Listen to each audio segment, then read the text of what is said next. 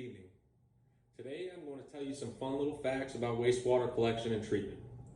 Have you ever wondered what happened to the water and waste that you flush down the toilet? I never really knew until I really tried to understand it. For the past 3 years, I've been working at a wastewater treatment works, and I'm finally starting to understand the importance of wastewater treatment.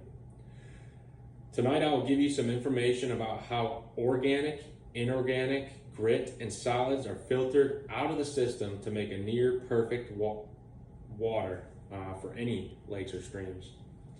I'll also talk about where wastewater goes after leaving your house and how it gets to the treatment works. And once it enters the treatment works, I'll explain how the plant physically, chemically, and biologically treats wastewater to make a clear, non-pollutant discharge. Wastewater systems collect and transport wastewater, which range from toilet use, bathing, laundry, and any kitchen activities. But once wastewater leaves your house, it enters a series of sewer mains or main pipes, and then it travels gradually down these pipes through gravity. And once it gets to a certain point in the Earth's underground surface, it has to get picked back up again and to start the process all over again. And the way that they do that is called a sewer lift station.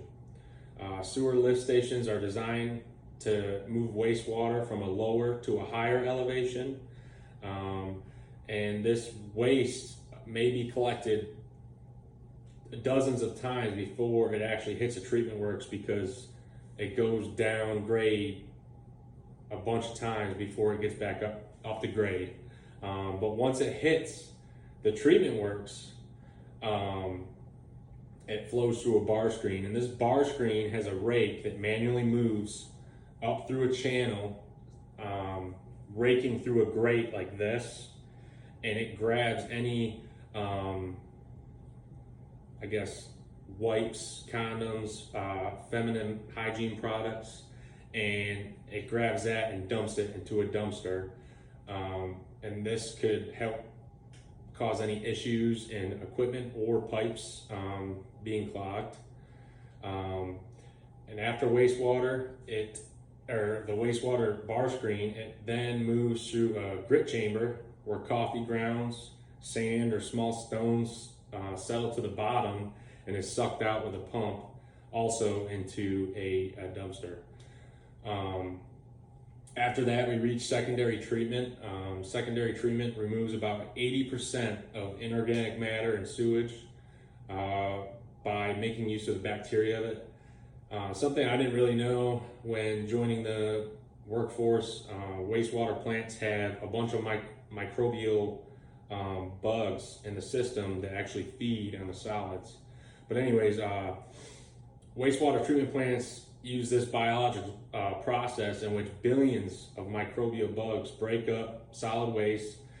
This reduces the amount of sludge that wastewater plant produces, which limits operating costs. But the biological process starts by adding diffused air bubbles that are used, dispersed by blowers, and actually make the basins bubble up. And it kind of makes the bugs happy so that they can reproduce, teach younger bugs, how to eat.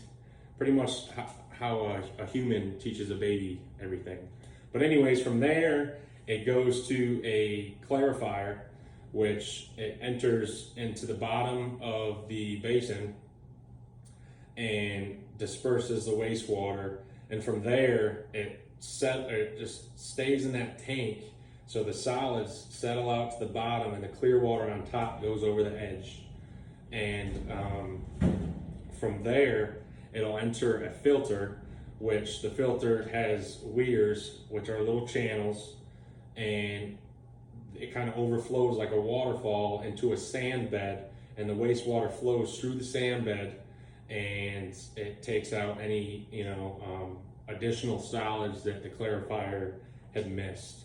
But from there, it's pretty much clear water all the way out to either ultraviolet rays that pretty much zaps the bugs and takes out any pathogens that might kill a bunch of fish or be unhealthy for human activities in waters. But after that, it's pretty much the best you can get water. I personally probably wouldn't drink it, but I hear you can. But anyways, that's just a little bit about wastewater treatment and how the waste leaves your home and goes to a municipal facility and then goes out to your waters that you fish or swim in. But thanks for listening, and have a good week.